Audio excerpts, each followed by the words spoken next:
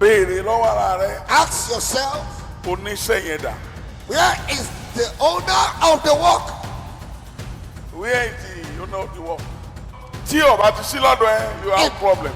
If it's not around you, no.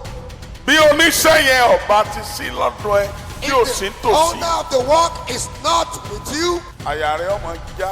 you'll be afraid. Wọ́n lọ ṣèṣọ́jí nílùú kan. I went to a city for a crusade. Ọba ìlú yẹn bẹ̀rẹ̀ sí ju ọfà lù mí.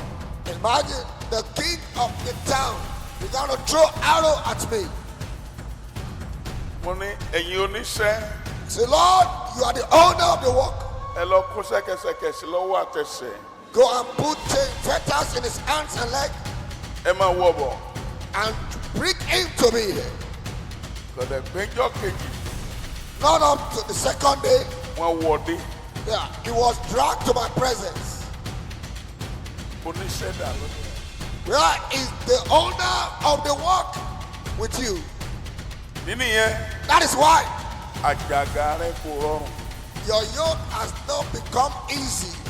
Ẹrù yẹn ò fúyẹ́. Your body is not light. Ìnira àti wàhálà ló fi ń ṣe é.